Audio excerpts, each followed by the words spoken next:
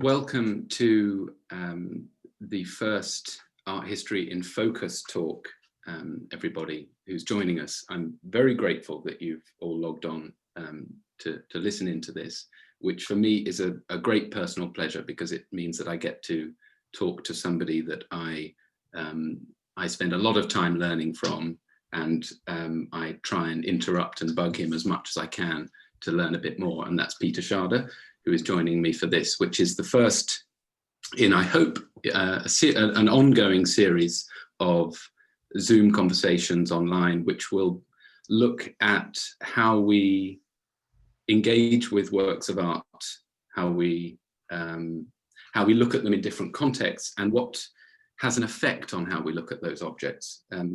It's interesting for me because I'm a commercial gallerist. I work for Sam Fogg in London, and as a director at the gallery, and I've worked there for 7 years.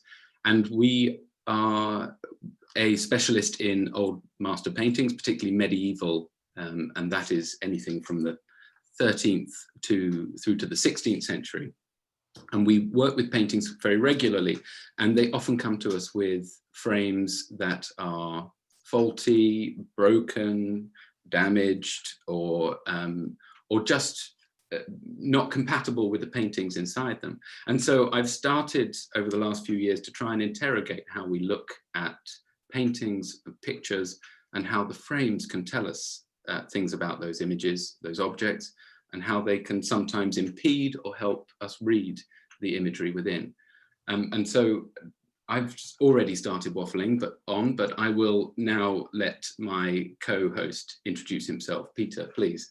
I'm Peter Schade. I'm actually at the National Gallery. I'm the head of framing at the National Gallery, and I'm broadcasting from my office at the National Gallery. So occasionally you get the announcements closing the gallery at this time of day, I'm afraid.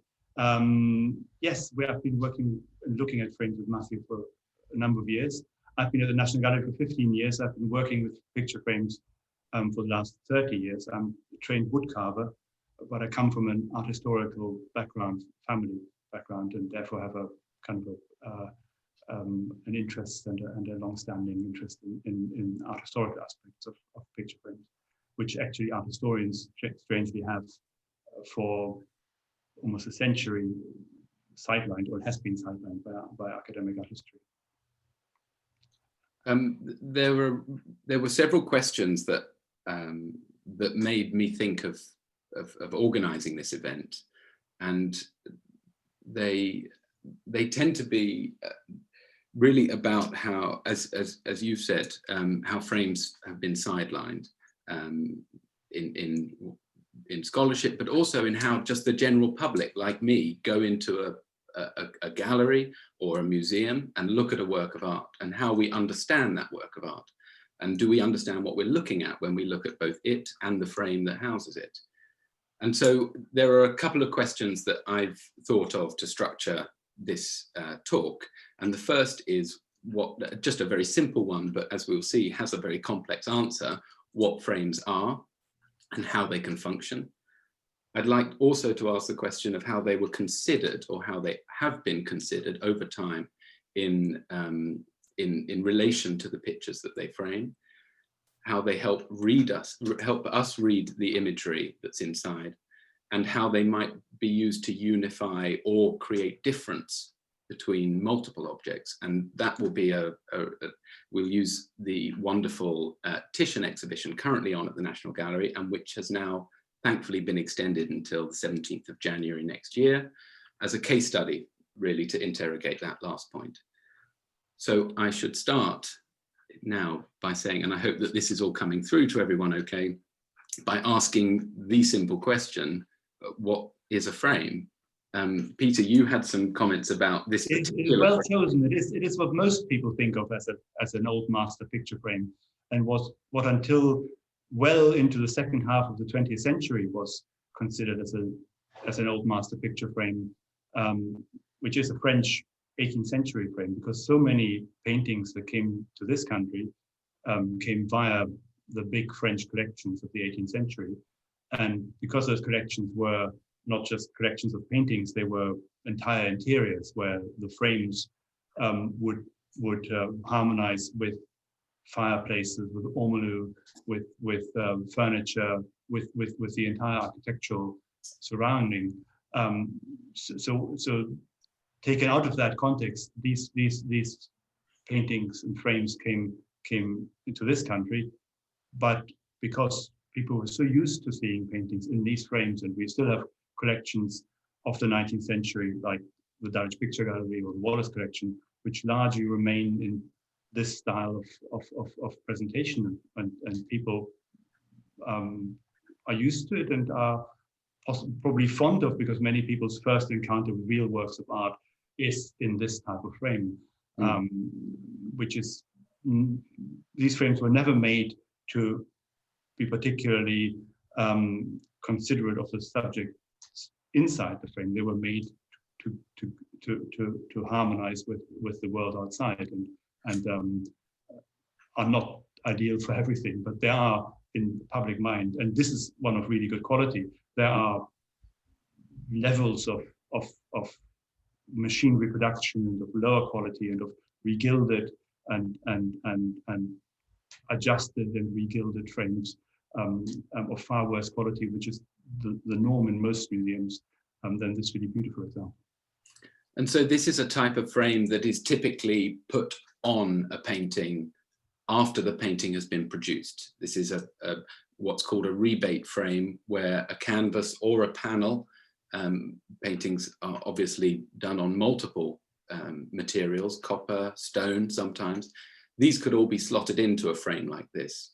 But I'm showing you this slide, which I wanted to include because actually it chimes with my interests in early frames, and we're going to slightly, I'm slightly hijacking the talk at this point just to look at my interests, which tend to be in Northern Europe. And talk like this has to be focused on something quite narrow, because the field of framing is vast, and as we discovered in the run-up to this, that if you try to include too many interesting areas, it just becomes unmanageable. So I think this is a very good idea. Also, it's chronologically at the beginning of the story, really. So what we're looking at here are the four main types of frame construction. And I won't dwell on this too long, but it's just to show people that actually frames are much more complex than we initially think about when we walk into a room and see something in one. The one on the left, number one, shows it's what's called an integral frame, where in this case, the panel and a wooden panel and the frame are all carved out of the same piece of timber. So this is this has a positive benefit in being the most structurally integral, hence integral frame, type of framing device. And this is actually often indistinguishable from other types of frames. So numbers 2 and 3 here, applied and engaged frames, can, in some instances, as with applied frames, pieces of molding, carved molding, are applied and here doweled or nailed onto the panel. And with the engaged frame, they are locked into place around it, and again, often with dowels and nails. And if you paint or gild over the interstice between the join between the panel and the applied or engaged element, it can often look like an integral frame, can't it? That it's actually what you're, it's only when they crack and warp or move apart that you start to see sometimes. Or I think the distinction between the integral, applied, and the engaged frames, the integral and applied frame are completely indistinguishable, because that's just whatever was the most, and we'll come to that as a practical example, whatever was the most sensible way of producing something. Whereas there's a difference between an applied and engaged frame. An engaged frame, the panel is made out of a completely separate piece of wood that's just either slotted or sometimes doweled, but mostly with some freedom of movement inside a rebate, as shown there. And then all the first 3 frames are really number 1 to 3 really stop being used in about 1520, and then the rebate frame is what was common after that. And rebate frames have the ability of being easily removable. I think the most quickly removable of them all. And yet we will see later that actually it's some of the other types of frame that may have suffered the most over time in places. I'm moving on quickly because I want to show everybody that in the later Middle Ages and the early Renaissance, particularly in Northern Europe, frames and paintings were made together, that the frame was constructed as part of the panel preparing or panel making process. And so as we can see here with this wonderful Nicholas Manuel Deutsch painting in Bern, you can see that St. Luke, who's painting the Virgin, is doing so on a prepared panel that is already framed. And this was the norm. What we think of today, where a painter produces a painting in their studio and then frames it, it's just fundamentally not how paintings tended to be made at this date, at this early date. Especially gold ground paintings, they would have actually been gilded, frame and background would have been gilded before the painter started painting. Absolutely. And it's such a wonderful image because it also shows all the accoutrements of the painter in his studio, with his assistant behind having to grind all the pigment. And possibly even part of the frame also ready to be painted, because it's just white, which would be very unusual. So one would think that that was ready for a marbling or an inscription or something. And we will see how that occurs here with Van Eyck, who produces some of the most interesting, dynamic and significant frames, meaningful frames, as part of his paintings of any painter at this period. He routinely thinks about frames as integral aspects, not, sorry, pun intended there, but as integral contributors to the significance and meaning of the painting. Here, for instance, with the wonderful self-portrait, well, possibly a self-portrait at the National Gallery, it is framed in a combination of applied and integral framing. So the two side members, if I'm saying this correctly, Peter, I hope you'll correct me if I get it wrong. It's all correct, I'm listening. I feel like I'm at a job interview. So the two side members are integrally carved as part of the panel that the painting is painted on, and the upper and lower members are applied. But there is a reason for doing this, isn't there, Peter? Yeah, so you can see that from the front as well with the dowels. If you look at the image, you can see three dowels at the front, and the bottom is slightly less visible, but you can see dowels at the top and bottom and not at the sides. Yes. The reason is simply because these moldings are very fine for the date. Many other frames at that time were much more, much rougher, and this is a really refined, very articulate, very shallow molding that could only be sensibly produced with molding planes, and the molding planes they can't run into corners. They need to have a long run, so you can run the sides also that go with the grain. Whereas if you cut the top and bottom out of cross grain, that would be impossible to plane. You could probably carve it, very complicated. It would be laborious, and it would probably never look as straight and as kind of neat and sharp as these moldings. And this is really is already the greatest frame we have at the National Gallery. It is a marvel in preservation. It's got original gilding that has never been substantially restored or cleaned, which is just really in what I would consider absolutely perfect state of preservation. I'm going to move on here because this is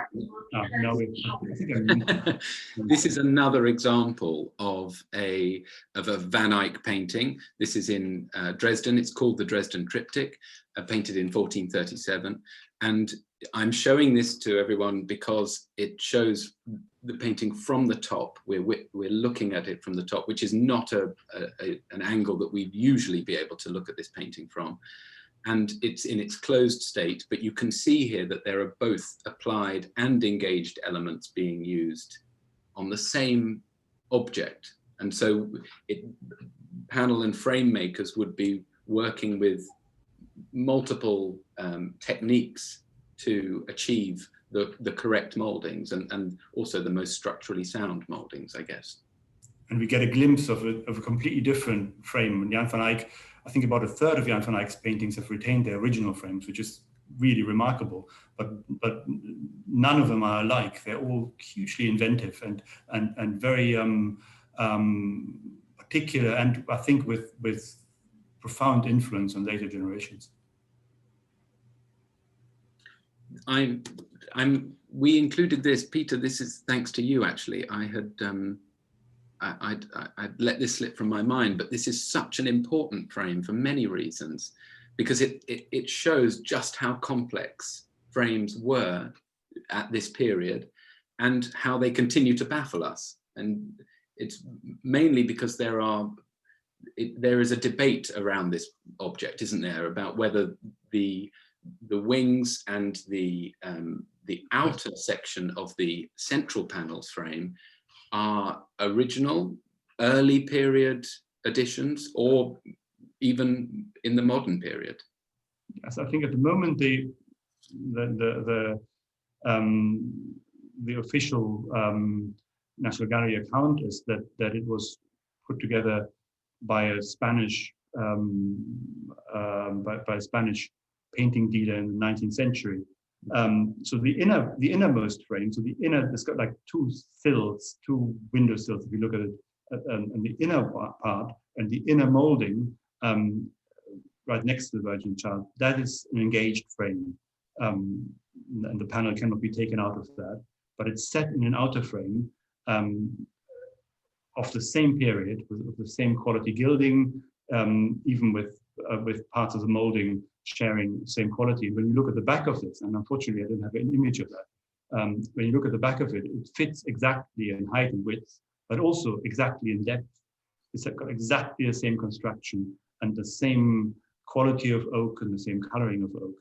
And I've been finding frames for the National Gallery at quite a rate for the last 15 years. And I would consider something like that, really, for that to happen randomly in the 19th century, I think is very unlikely or almost impossible. Well, and for two objects that fit so perfectly together, that is would be a fluke of coincidence. Yeah, in height and width, but also in depth and in coloring from the back. I think it's a very interesting object altogether, and it's always shown in one piece. Actually, I looked at it partly with the idea of, if it's not the original frame, maybe we could use it for something else and have the painting just in its original state. But that fear not that, because so we were talking about this over the last few days, in fact, about whether objects could have been made with one intention in mind and adapted very quickly afterwards for another function, or for the changing demands of a patron, for instance. And there are other examples where that does seem to have been the case. So I wonder if this could be one such example. A small painting like this would have been a private commission, something that somebody would have wanted to have for personal usage, and would not be something for representation. Therefore, one would think, people being idiosyncratic, that they would ask for a prayer, in this case a prayer that is supposed to be said with an image of the Virgin in sorrow, maybe with a different image of the Virgin, just because it was a whim. To me, that seems a possible explanation. And I've purposefully tried to make the caption as long as possible here, just to show everybody that when we're even talking about the dimensions of a painting in its frame, there are radically different sets of dimensions that could be used. You know, that how do we classify the size of a painting? Is it just the painted surface? Is it including a frame? In this case, that it has original elements, we must surely take into account the whole object. And that is something that carries through to even the largest scale. These two paintings that are in Brussels by Derek Bouts, painted for the Chamber of Aldermen in Leuven, is a really fantastic example of what seems to be a largely original applied frame that is used for spatial and architectural effect. and the painting within the frame absolutely references the frame itself in a very clever way, particularly on the right-hand panel where we've zoomed in here on the right. Wonderful. Sorry, and at that scale, it really is almost the size of a real doorway. Absolutely. Over 3 meters. It's astonishing, and almost looking at especially the right-hand panel in your the ordeal version. Yeah. It almost gives you vertigo to see that narrowing of the perspective, and it's a really amazing. And it relates to so many painters painted paintings to rival sculpture. This is also an element in this, by having a sculptural frame repeated, almost more sculptural inside the painting. This happens I think this happened more often than we have evidence for surviving today, but it happens both sides of the Alps. And this is one of your examples, Peter, that I thought was it perfectly illustrates this. I'm just going to leave you to talk about this. I know this is really, when this is the most, when there are other paintings of this period in Antica frames that relate, where the space relates to the outer frame, like the Bellini at the Frari Church or Mantegna's and Zeno altarpiece. But this is the one where the frame and the painting are in complete unison. Mostly there are just columns that somehow are repeated with different columns in the painting or the space. But this, everything aligns. The coffering of the ceiling, the exact replication of the capitals, the space is perfectly created, and it makes sense in San Giobbe. This was originally for San Giobbe, because when you go into the church, on the left-hand side, you have actual substantial chapels, but on the right-hand side, there isn't room, there's just the wall. And I think the Bellini was the first kind of non-chapel on the right-hand side, but created this kind of complete space to complement that particular situation in the church. And now the painting has been removed to the Accademia in Venice, and it's shown without frame. And I think it's really in that state just a fragment, and doesn't really convey any of the magic that Bellini intended. That's really interesting to hear you say, to think about a painting out of the context of its original frame as just a fragment. And we so rarely think in this way, but I think it's really important to do so. And I loved what you said, actually, Peter, a couple of days ago about frames being a foil for the suggestion of space and depth and physicality. And I think there's nowhere clearer than in that Bouts and in the Bellini San Giobbe altarpiece here.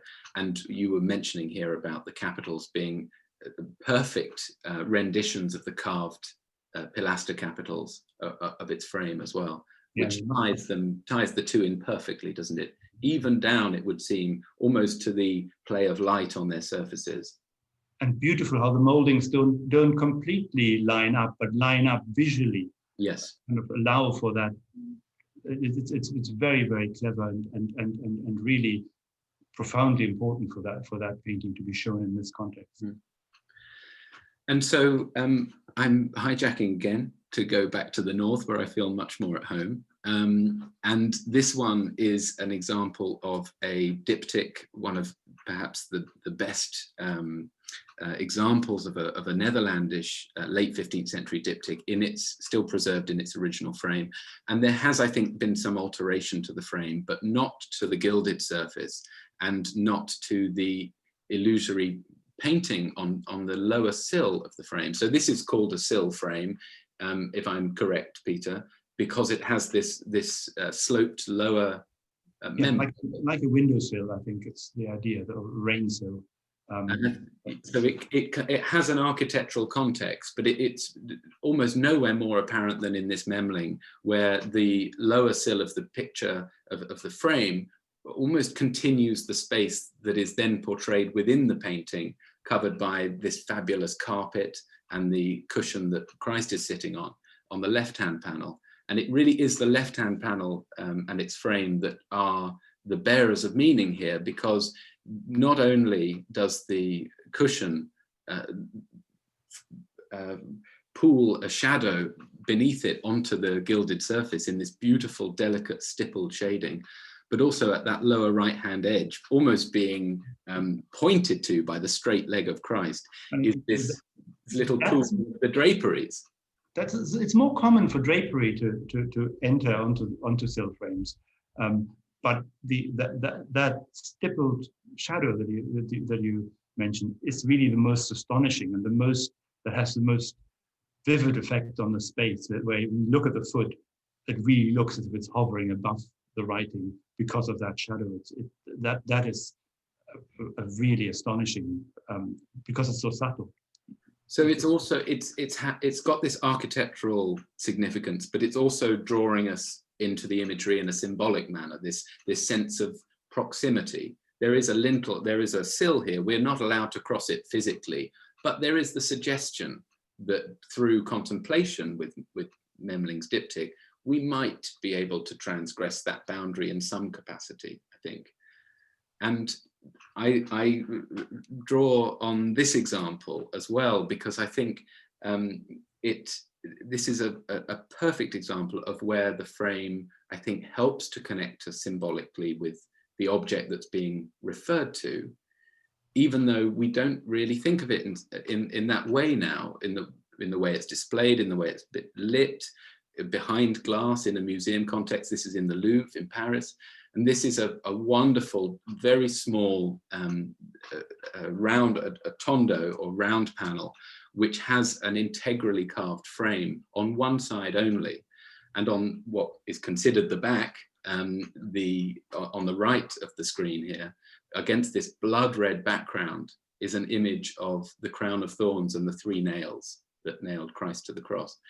And this is talked about now in art history as an example of an object that was made for manipulation, that it would be moved in the hands turned, and that there would be this sudden shock for the viewer and the holder to look at the crown of thorns. They've been focusing on this beautiful, sorrowful image on the front against this really lavishly tooled background of gold. And then they turn over to a much more visceral image, a much more immediate and shocking image. But I think even there, they would have had a play with the frame, because on the left, if you can see, there is a continuous band of rubbing that has exposed this red bowl underlayer that was that supported the gilding above on the central molding of the frame. Now, I don't think that's a coincidence, because actually this frame rises to a kind of cusped, rounded peak at this point in a single band. So it would have felt, if for the viewer and the handler, the lucky medieval handler who owned this, as they turned it over and held it in their hands, not only was the frame an aid to gripping, but it would also have felt, with this slight cusped inner molding and the rounded top to it, as if maybe they were holding the vine of the crown of thorns, the actual branch itself, perhaps. There was, I think, a tangible thing to it that connected us to the imagery on the back. And this is pure supposition for me, but it would be perhaps borne out by the physical evidence of having obviously been rotated multiple times and handled with the bowl showing through after continuous wear. It is quite a particular molding, and the way it's clearly been handled, it is visible that it's been handled all the way around. So it's something that has been turned over, not just in one direction, but been held in the hand and all the way around. Yes. Maybe. And I think, so we're starting to build a picture here, I think, of how important, how fundamental frames were to the imagery that they contained. And I think that's also evidenced by what is quite a rare example of a drawn copy of a lost painting by Van Eyck. And I hope that everyone's still with me here. This is a drawing in Lisbon, and it's a rarely exhibited drawing, but it was actually one of the little unsung heroes and highlights of the recent Van Eyck exhibition in Ghent. And I draw on this because I think the copyist clearly considered the frame and its decoration as an integral and fundamental contributor to the meaning of the painting itself, and not just the image in the frame. This includes an inscription, emblems that relate to the Dukes of Burgundy, and I think there's something really important here, that it's telling us something important about how frames were viewed at the time. It's almost questionable. The frame's almost too massive. One would think that the frame might have not been quite as big, but probably had that message, and the person copying it over or re-emphasized that quite clearly. But it almost looks like. And it's possible that they increased it, they enlarged that central band to increase the legibility of the inscription. It's a lot of these thoughts are conjectural, but I'm showing this because it just goes to show how important frames were. This is an example of a rather wonderful Virgin and Child painting at the Metropolitan Museum in New York, which has lost its original frame. And you can clearly see that from the scars that are left on all four sides of the panel, where the painted surface stops abruptly. This would have been locked into either an applied or an engaged frame. Looks like an applied frame because you can see nail holes or something, nail or dowel markings all the way around. So I think it was an engaged frame, an applied frame. And I think I slightly went down a rabbit hole with this topic, and I'm really grateful that you're humoring me about it, Peter. But this is an example of going back to my favorites, Memling again. This is in Boston at the Museum of Fine Arts. And I'm showing you two images, one taken by a visitor to the museum on the right, but the other on the left is the museum's primary image. It's the one that you typically see when you search on Google for it. It's the one that you see on the museum's website. And here is another instance here. This is me just taking screen grabs from the website of the museum. And it shows as its primary image, and the only one you're allowed to download actually, the painting without its frame. And yet its frame is original. The frame is dated, and it becomes so important when you consider the action that Christ has in it. Without its frame, Christ's fingertips seem lost. They have no physical purpose, no function here. They're just sitting at the bottom of the painting. But as soon as you put it into its Sill frame, or rather, as soon as you stop divorcing it from its Sill frame, you see that actually he is standing at just the other side of a parapet or a wall, and he is inviting this conversation about physical proximity through an architectural surround with us. It's a beautiful comparison, because you can see how the frame helps to order the space. It's not but on the left-hand side, everything shoots forward. So the fingers, both hands are kind of equally forward, and the face, everything seems to come right to the front, whereas the frame and possibly the reflection on the sill brings the hand resting on the sill in front of the hand of the raised hand, and again creates the space for the body and the head to be further back. So weirdly, it doesn't push the Christ forward, but it orders the relationship of hands and body and face, to my mind. That's a really important point. And it's continued, I think, with an example that you drew my attention to. Here, this portrait of Bishop Tommaso Negri by Lorenzo Lotto, completed in the late 1520s. Again, this is me searching it on Google on the left-hand side, seeing an image of a painting divorced from any kind of frame. And on the right, an image of it in the recent, in a recent monograph on Lotto, again without its frame, which that's actually the exhibition catalogue that was accompanying the Lotto exhibition at the National Gallery and the Prado about a year and a half ago, 2 years ago. Yeah. but significantly, the painting has got its original frame. And it is described in the catalogue as retaining its original frame. So it wasn't unknown to the authors of the catalogue, but still it wasn't depicted. So I'm sorry, I had to put this in because you can even order a print of it with a fictive frame around it to simulate how it'll look in your wonderful loft apartment. But none of these images show that, as you said, it's got its original frame.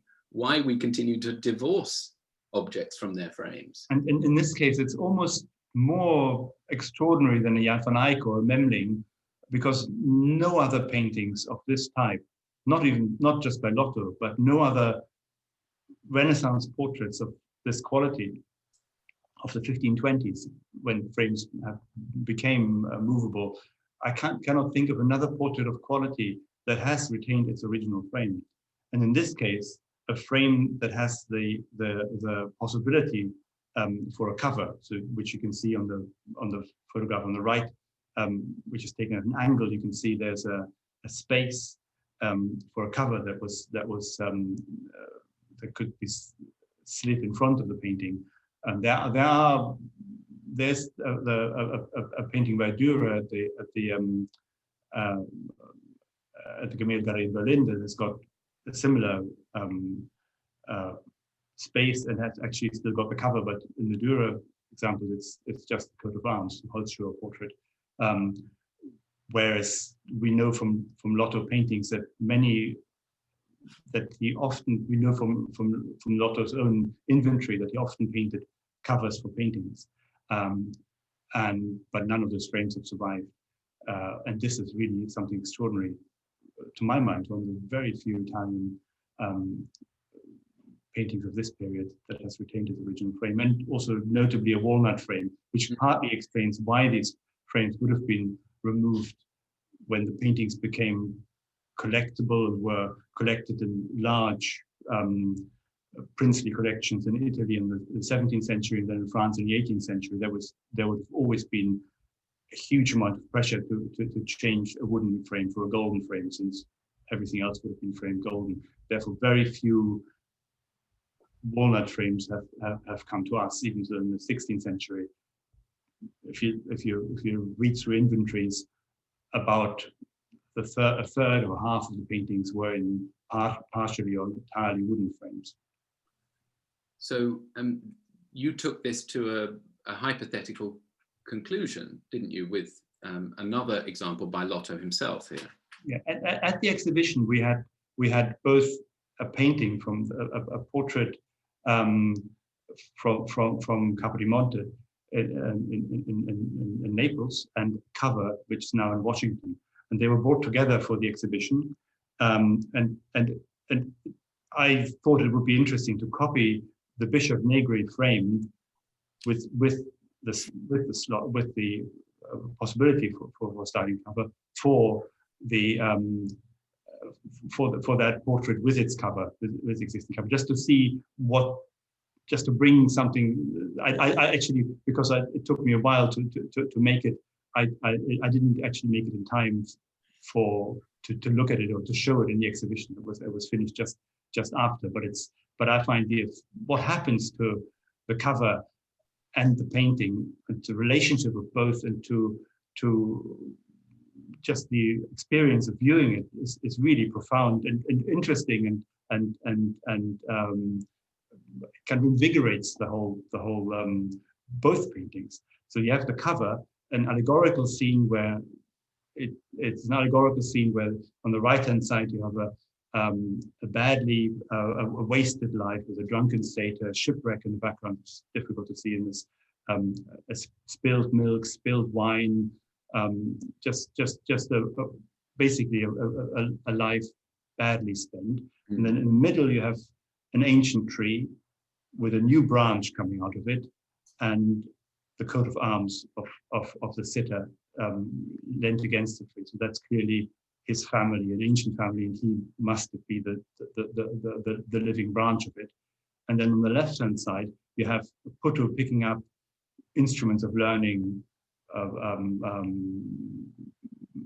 mathematical instruments and musical instruments, and then another photo, tiny in this picture, you can hardly see it, climbing this mountain and climbing reaching the heights of accomplishment through learning and hard work.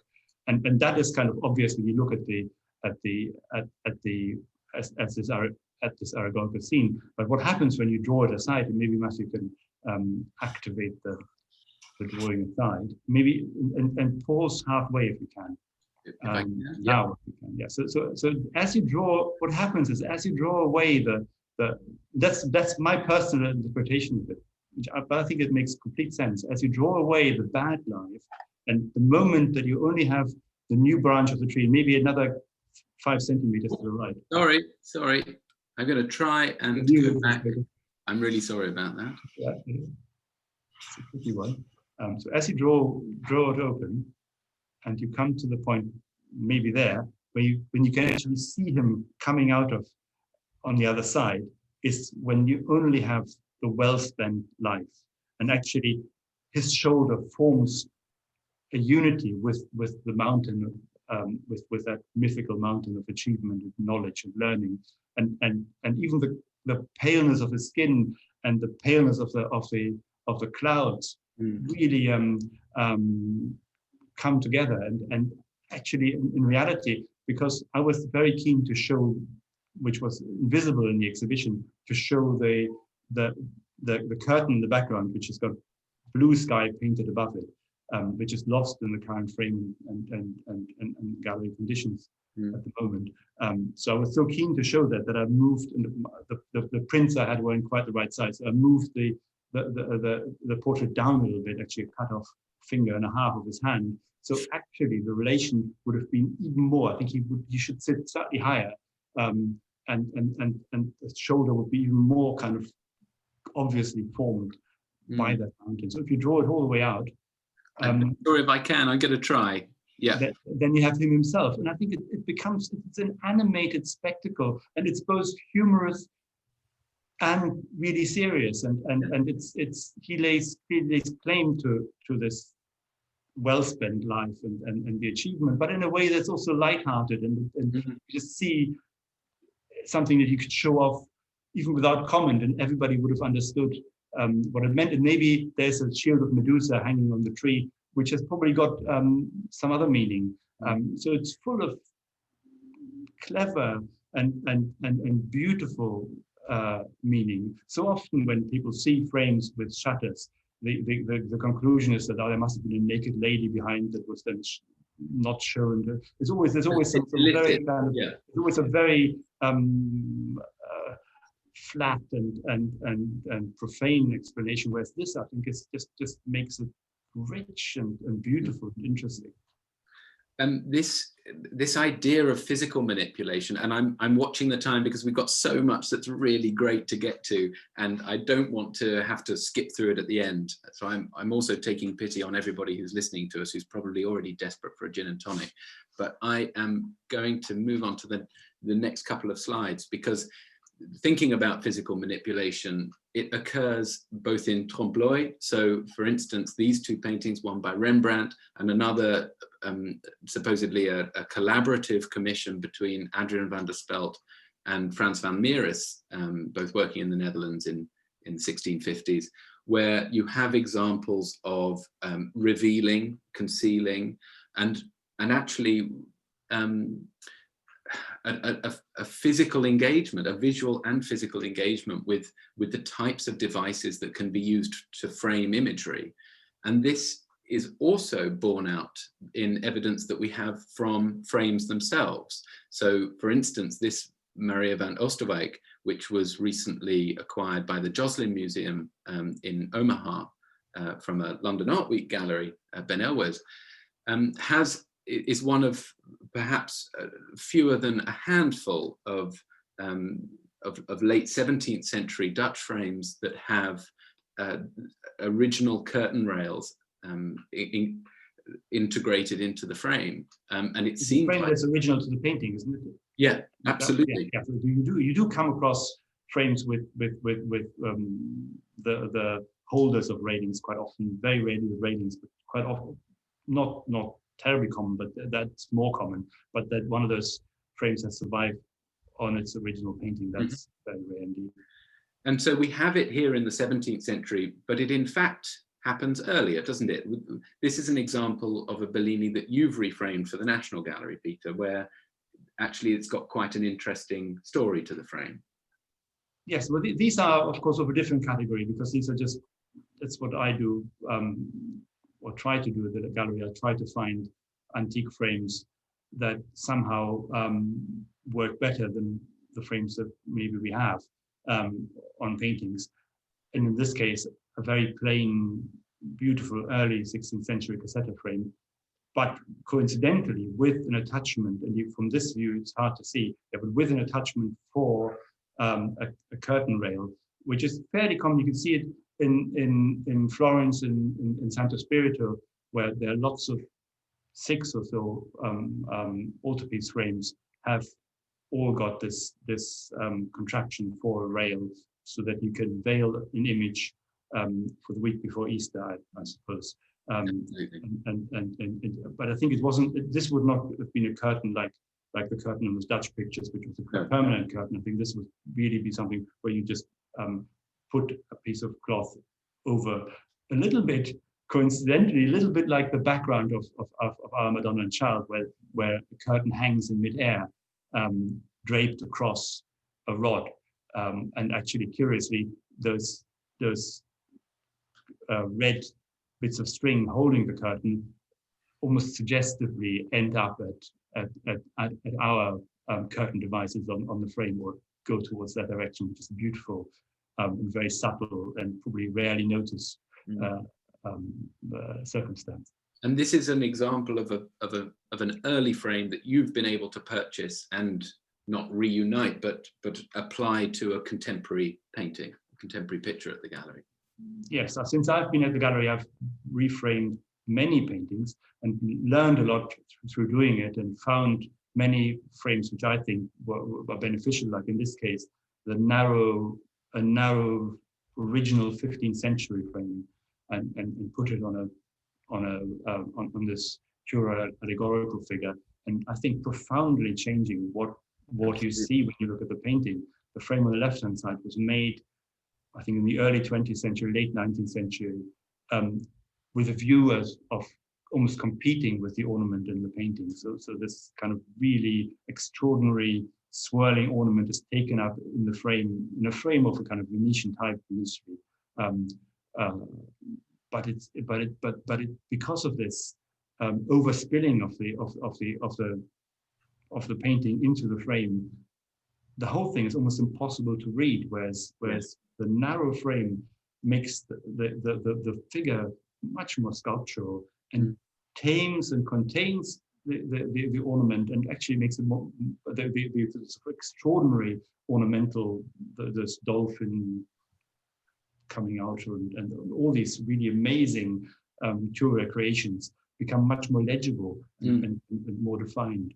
As you say, they're no longer competing.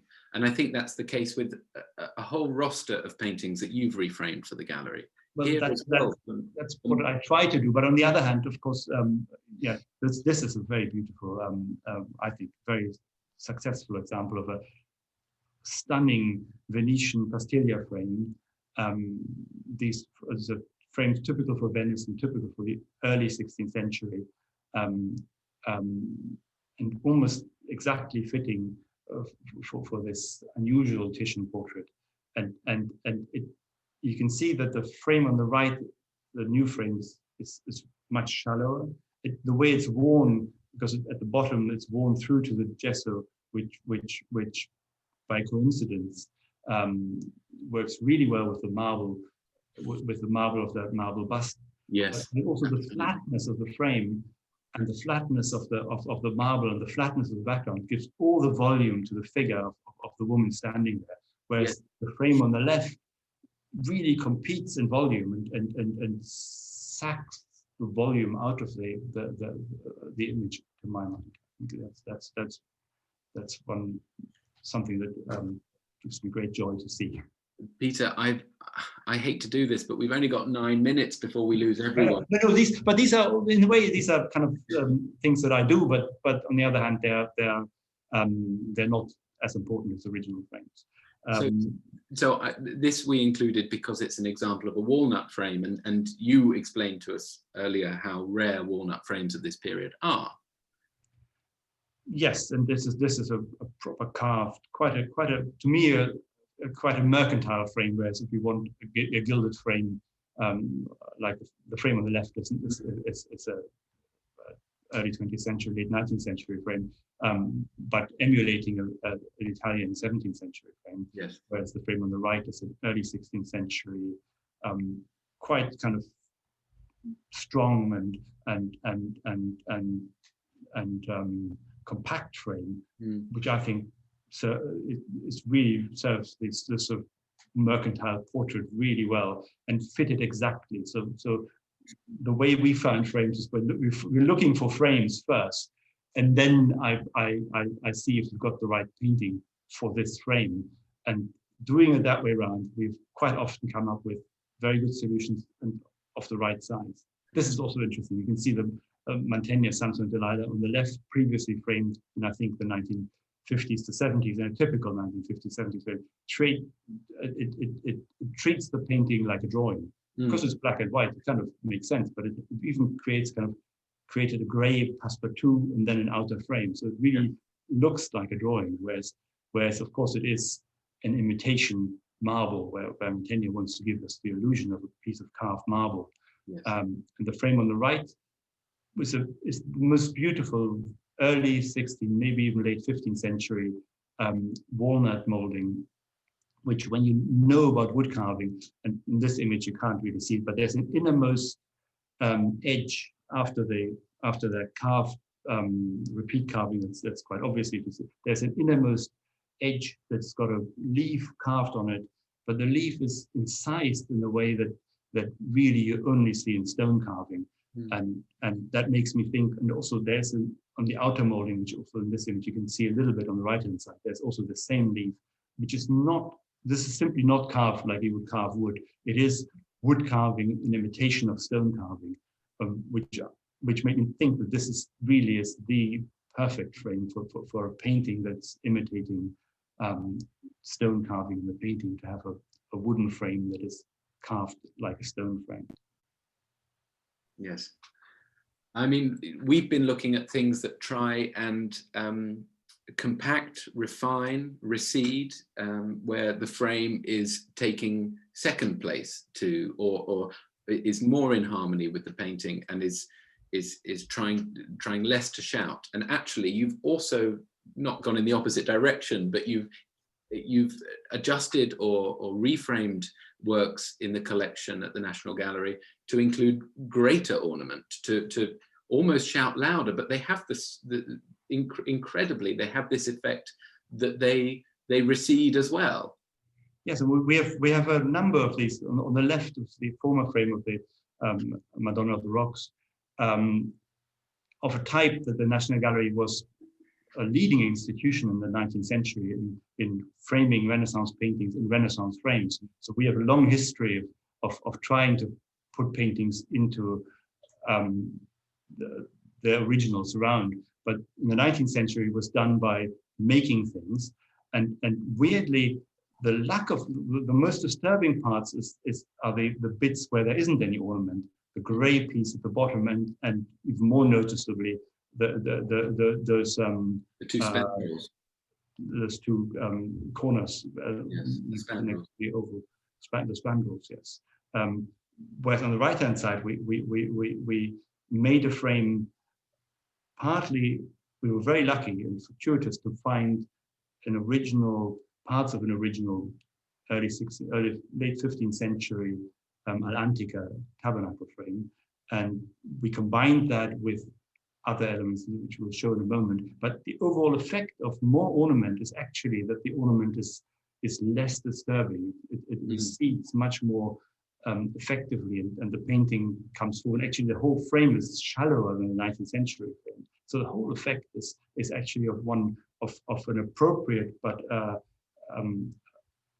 appropriately stepping back ornament. Yes.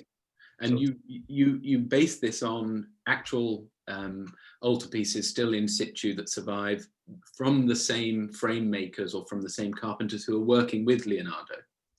And who made the frame for our Madonna of the Rocks. The original frame was made by the Damaino workshop, and it was originally in a setting like that example from Ponte in Valtellina. So our Madonna would have been surrounded by either carvings or other panels of painting. And you can see that the spandrels are taken from the spandrels. They're quite hard to see in this miniaturization, but there are spandrels next to that Madonna in the central niche. Yes. And then the ornament, the predella ornament, is taken from the middle tier predella. From that is was the inspiration for our ornament at that point. And even those roundels without anything, those empty roundels we took from parts of the frame. At the bottom there are saints sticking out of this point, but at the top you can see there are also roundels which don't appear to have anything inside them. Of course. So every element and the guilloche going surrounding as well is taken from the upper column. So we were lucky. I mean, I bought the pieces of frame first because they came up at auction. One has to come act quickly, and found out afterwards how well they suited that moment and Leonardo's work.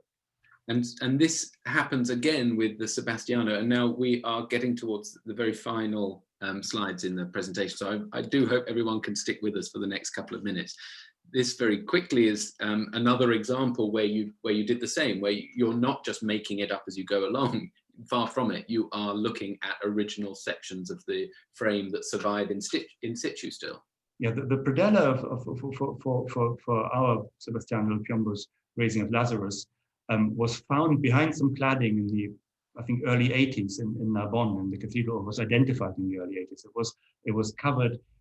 The painting was sold to the Duke de Orleans in the early 18th century, and replaced by a copy of this painting by Van Loo in an 18th century frame.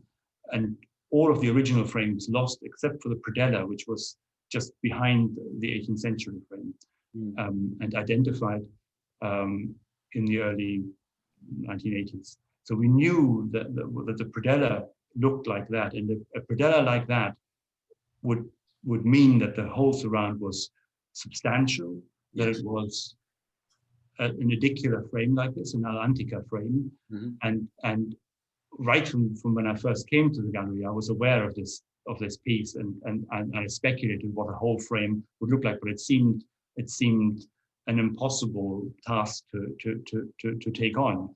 Until this happened. But at the same auction, actually, where we bought the pieces for the Madonna of the Rocks, we also found a substantial, which in this photograph, this is actually the photograph of the sale catalogue in Genoa. It looks small, but even that piece was, I think, 4.5 meters long, and because of its size, you can see it was cut through at an angle just for, I think, for transportation and for keeping. And we bought this very inexpensively at the same auction, really speculatively at that moment, because even then it seemed only an outside possibility that we would really make such a big tabernacle frame.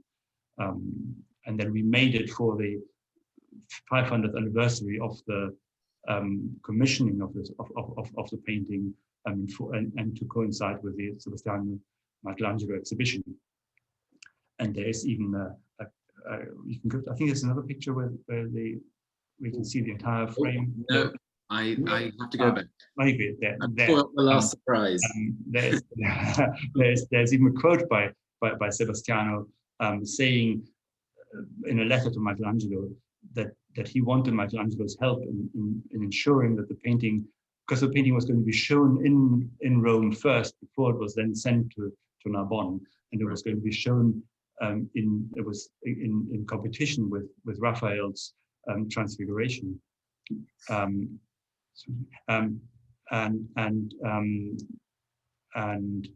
he writes in a letter to Michelangelo asking Michelangelo's help to make sure that the painting was going to be framed when it was shown in Rome.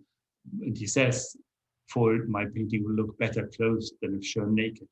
And so even outside the church context, the frame was important for the artist. And I think what happens to the painting in the proper frame is really profound. And also in the room, it looks much more legible. The size of the figures become much more visually, much more, much softer. Because with the narrow molding frames, you can see on the right, Christ and Lazarus just overwhelm everything else, whereas this frame brings them down to scale and lets us see the depths of the painting, and the whole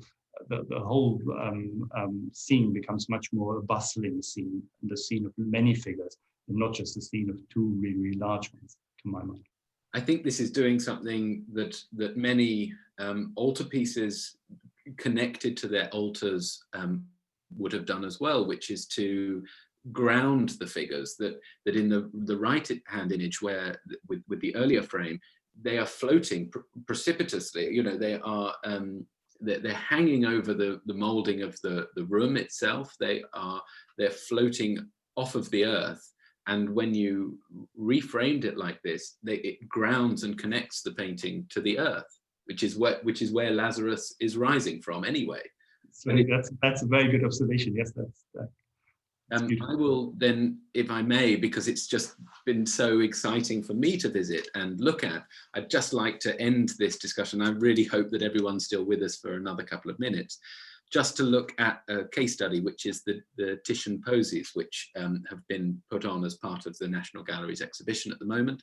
And as a fundamental part of that project, they were all reframed. And here we're showing them all in the frames in which they were exhibited by their host institutions before, and there are many different institutions who own these paintings. And this is a discord and disunity. And when you reframe them at the gallery, and I would implore everybody to watch the YouTube video that we've shared that Peter worked on, and it's on our London Art Week website, which shows, actually, you mentioned that you carved over 50 meters of moldings. Not me personally, but I worked with Francois, who carved most of the moldings. Yes, it's almost 50 meters of fully carved, several lines of ornament. That there's really an extraordinary effort to go to for a temporary exhibition. But I think with a profound effect on we've at the gallery, we've previously brought paintings together that once belonged together, that were once part of the same room, the same installation. But when they come from different institutions, it's very hard to get just a sense of them belonging together. And I think that was worth all the effort, I think, to create that. And as a model, we used what I think the original frame for Titian's very late Pietà at the Accademia in Venice, which I think has retained its original frame. It is quite difficult to theoretically, because the painting was destined for one place and then not delivered there, and in the end it was still in Titian's studio. But the frame is contemporary as far as I can see. It hasn't been adapted in size. It's of such an incredibly enormous scale that it seems unlikely that it would have kind of come from somewhere else. So I think just by observing the frame, it seems very likely to me that it is the original frame, and one of very few Titians that have retained their original frames, or a possible original frame. This frame is, the original is 42 centimeters wide, so we've scaled it down to, I think, 26 centimeters for our paintings, which are much smaller. And they have this effect of unifying the group, don't they, of bringing the scenes together, and you feel that you are walking through the narrative. And also, possibly to many people, it makes them invisible, that they are all the same, so you don't have to worry about the frames. You can really concentrate on the paintings, which is also an intention. I think that's crucial, isn't it? And of course, you use the same principle to create difference. And so this is a shot that I took when visiting the show. And it's interesting because the posies, this group of 5 paintings have identical moldings, but a difference is created with the National Gallery's later Death of Actaeon, which is framed in a very different type of moulding. And you actually had some really interesting thoughts on the kind of function of this image as the final one in the sequence, and why you might frame it in this way. I mean, this frame is probably the frame that, had the paintings remained in Venice, and if they had been put into a Venetian palazzo, that is a distinct possibility, that kind of frame, because it is really a wall molding. It is really when we bought the frame, it didn't have a rebate. So this is a frame that was applied on a wall for a painting that was set into the wall. So it is, and it is imaginable that the paintings would have been set into a wall and into surrounding framing elements like this.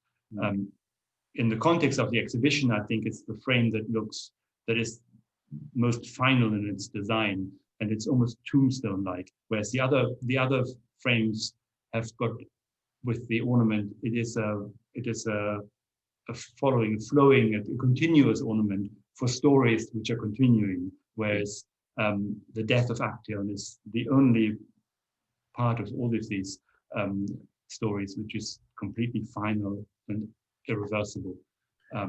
You talk about this continuous molding, which is such an interesting aspect of it, also because there's a lot of water in the paintings. There's this sense of flowing and continuity throughout them all, but also a preciousness, this almost cushioning of gold, which is nowhere more kind of apparent than in the opening painting in the group here. Yes, but the problem with that, of course, is that it's been cut at the top, and therefore, of course, this is me reading too much into things.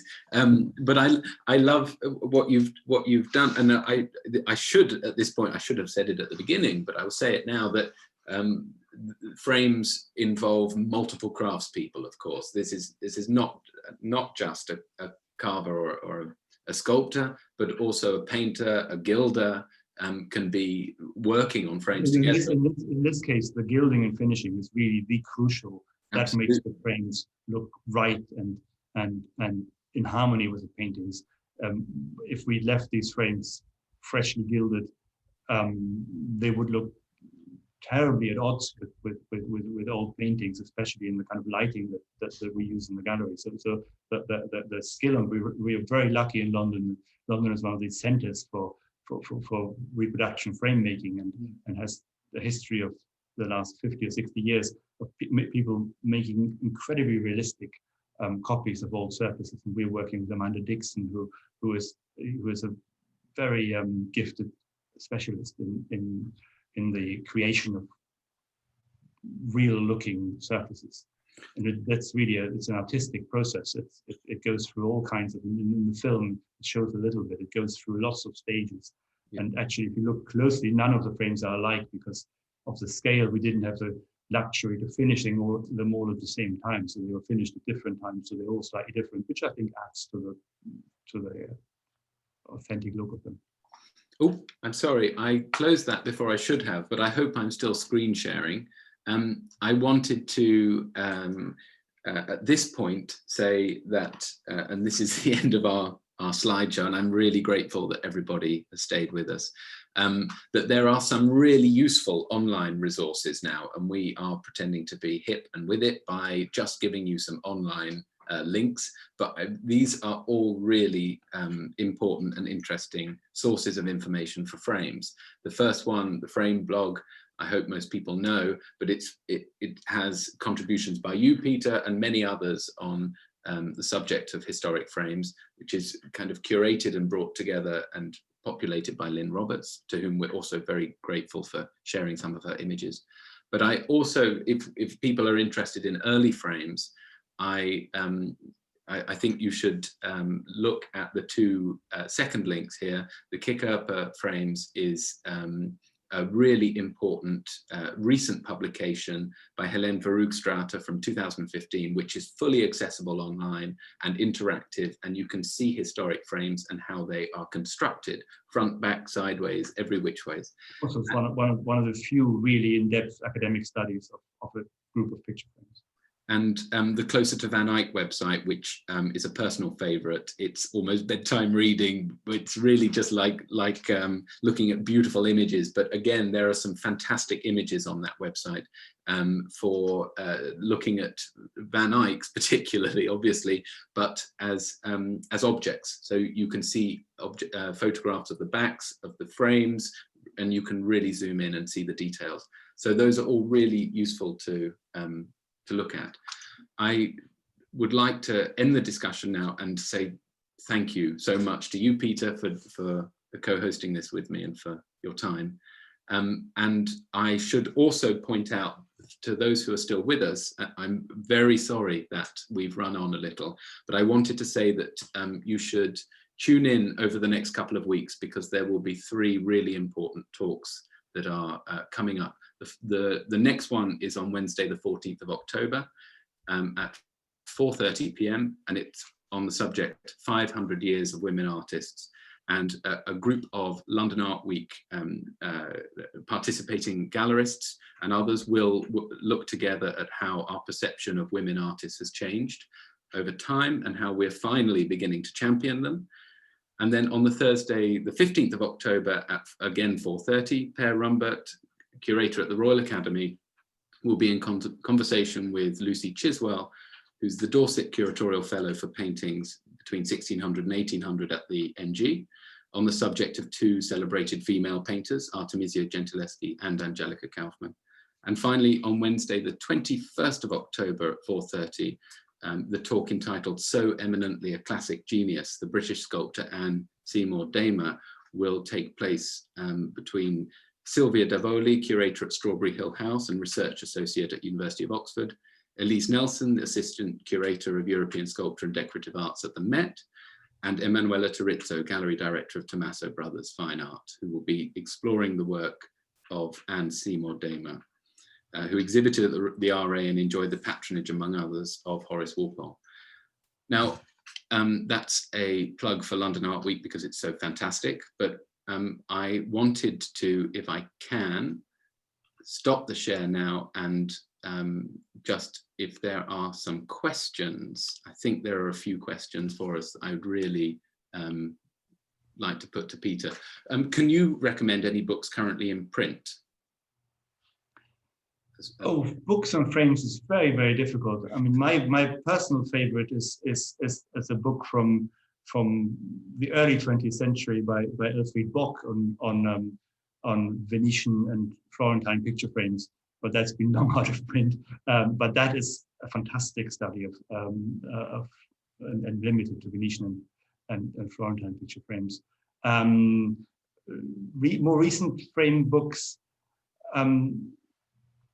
in print.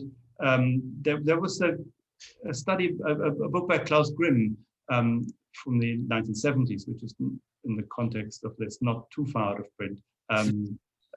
That is a very useful overview for the subject. More recent, there's of course the small guide to the frames of the National Gallery by Nicholas Penny. That is still in print. That is a kind of a history of European picture frames illustrated by examples from the National Gallery, and might also be useful, but it doesn't really go in. It's not the format to go into great depth. The literature of frames is because of the lack of academic interest. I think there isn't a great work that I could recommend, I think. There's another question here from Leah, who says, what was the purpose of the painting covers, like the one that you mentioned with the Lotto painting? Well, we went into some depth about that, about how it could have a symbolic function to do with the message that's in the painting, but also as I guess a protective covering as well? Would I'm not so sure, since if the cover was painted and painted as by the same artist? It seems unlikely. I mean, occasionally, I think a cover that is a coat of arms might have been a protective cover, but a cover like the one on the Lotto painting, I think it wasn't really to protect. I think it was to enrich and to just create an intellectual spectacle. And a slightly more difficult question that has varied answers, I think. Did some of the paintings that you reframed at the National Gallery also, as part of that process, undergo some other type of conservation? Not necessarily, but conservation treatments are often a reason for reconsidering the frame, partly because the painting is out of its frame for conservation, but also because some conservation interventions, like the recently restored large Van Dyck equestrian portrait of Charles I, it changed size in conservation because there were additions on the painting which were removed, and therefore the size was different. So the reframing, that prompts reframing, but not every reframing goes hand in hand with painting conservation. Is there any meaning attached to the thickness of a frame, or I guess the size? I mean, we didn't really discuss proportion and scale so much as perhaps we should and could have. That's one aspect of it. But almost working with paintings and frames, one lesson is that there are no rules, or there isn't really, that's why we wanted to show both big frames and narrow frames, just to show that there isn't really and the evidence in the historical frames that one often finds very wide small frames and very narrow large frames, and the purposes for frames vary so much in where they were placed, how they interact with the paintings. I think there isn't really a rule, which makes it interesting.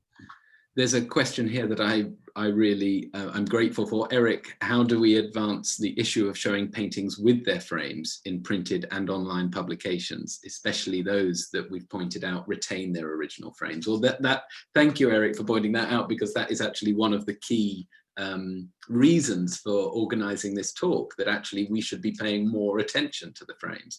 And as art historians, we have a job to do that. And so you're right to ask the question, and we should all keep asking it of art historians and anyone else who publishes paintings, certainly, yes. Yes, but it's been a quest for as long as I've been involved in painting, and the advances are hesitant at best. Peter, this is something that you might be able to answer. Are the institutions who own the Titians all planning to keep the new frames? Do you know? Well, our paintings, which are shared with the National Gallery in Scotland, will, as far as I know, remain in those frames, and the frames were intended as the new permanent frames. Other participants in this have greater difficulties of integrating these frames, even those like the Isabella Stewart Gardner Museum, who were very keen on the frame, who also paid partly for the frames. I think for their installations, it will be difficult to change the frame, because the frame is part of the Isabella Stewart Gardner interior, and it hangs above a table or a sideboard and some chairs, and the frame is kind of part of that situation. So I think there it will probably be kept as an exhibition frame, possibly. I think the Prado might want to keep that frame. They're certainly welcome to it, and I think from my point of view, it would be an improvement on the previous frame. But in a similar situation with the interiors for the Wallace collection, where the frames are all 19th century or 18th century French, or 19th century and 18th century French style. For them to have an early or a 16th century frame on a 16th century painting might also look out of place. And I think they're, at least so as far as I know, they're not going to keep the frame. And I think even more so for the Duke of Wellington picture, which is a fragment, and that is completely where it hangs. It is completely surrounded by French frames, and has got a French swept frame. So I think probably go back into that. There's a question from Cynthia who asks what the purpose is of the curtain. Is it just to protect it from light? Now we went into, we didn't really go into much depth about it, but you mentioned that some curtains were used as lantern hangings, and others were used as part of a performance of viewing and enjoying the painting or the picture, perhaps with friends. I think it's an attempt to make almost moving images, to make, in the absence of film and television, it is some way of bringing something to life and Yes. creating something surprising and something that you could perform beyond just looking at. I think we should round this off and draw it to a close, because we have eaten into everybody's dinner time, including yours, Peter, so I'm very grateful. Thank you everybody who's asked questions and who has joined us for this first London Art Week Art History and Focus talk. Please do look out for more in the coming 2 weeks, those 3 I mentioned, but there will be more throughout the year as the London Art Week website continues to be populated by its participating galleries and its friends and collaborators like you, Peter. So thank you, and thank you everybody for joining in. I'm going to say goodnight to everybody. Thank you, Matthew, for including me. All the best. Of course. Bye-bye. Speak to you. Bye.